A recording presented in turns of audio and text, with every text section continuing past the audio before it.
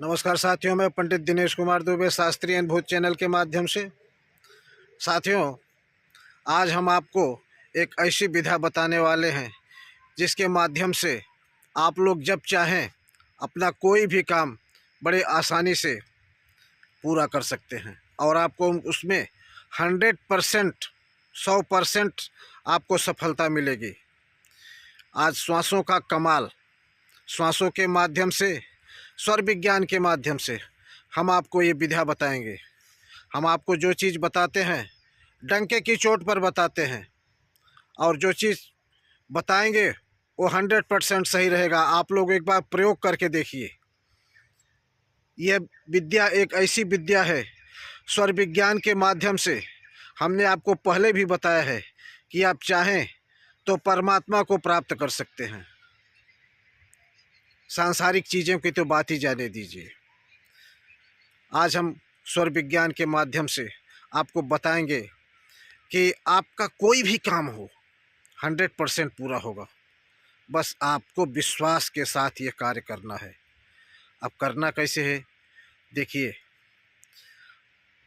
हमने आपको पहले बताया है कि हमारे जो 3 नाड़ियां हैं, इंगला, पिंगला और सुषुम्ना, सारा दारो मदार इन्हीं पर है।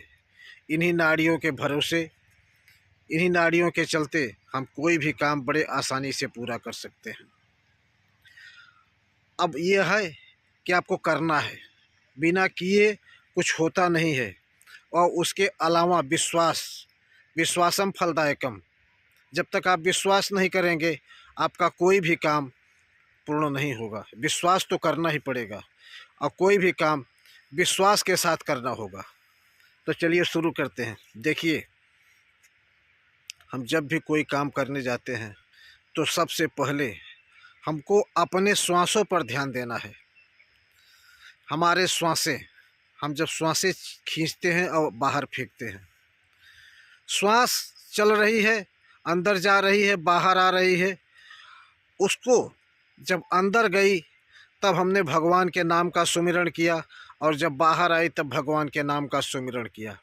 और उसके अलावा जब हम अंदर सांस लेते हैं तो उसको थोड़ी देर के लिए रोकें। रोकने के बाद हमारी जो समस्या है, हमारा जो कार्य है, हम उसके बारे में परमात्मा को कहें कि भगवान हमारा ये काम है और इसको आप पूरा करिए। हम आपको इस काम को सौंप रहे हैं। उसके बाद आप धीरे धीरे फिर सांस को छोड़ दीजिए। सांस छोड़ने के बाद फिर थोड़ी देर रोकिए और रोकने के बाद फिर आप वही चीज़ बोलिए और बोलने के बाद फिर आप श्वास अंदर भरिए। श्वास अंदर भरने के बाद फिर रोकिए। मतलब इनहेल और बाहेल, आंतरिक कुंभक, बाह्य कुंभक, दोनों में आपको अपनी विश भगवान से कहना है। और ये 3 बार कम से कम, नहीं तो 5 बार, 3 बार इस बारे में कहना है।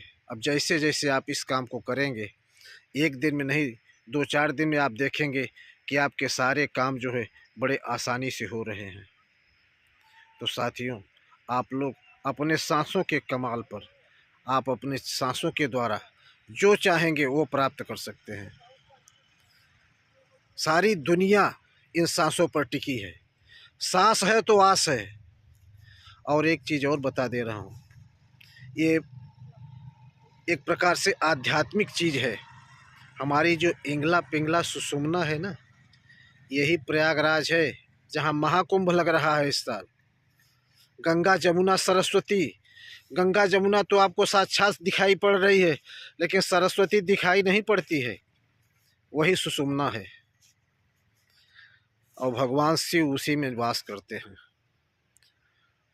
तो आप लोगों को सुषुम्ना मोक्षदायिनी नाड़ी है।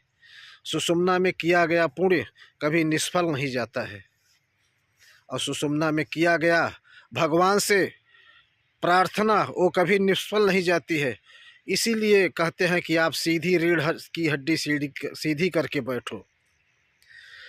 अगर जरा भी झुक गए तो सुषुम्ना नहीं चलेगी। सुषुम्ना में शब्द समाएगा नहीं, और शब्द जब तक नहीं समाएगा तब तक आपका काम नहीं होगा। तो साथियों, आप लोग स्वर विज्ञान के माध्यम से भगवान से जुड़ने की कोशिश कीजिए। आज के लिए इतना ही। धन्यवाद।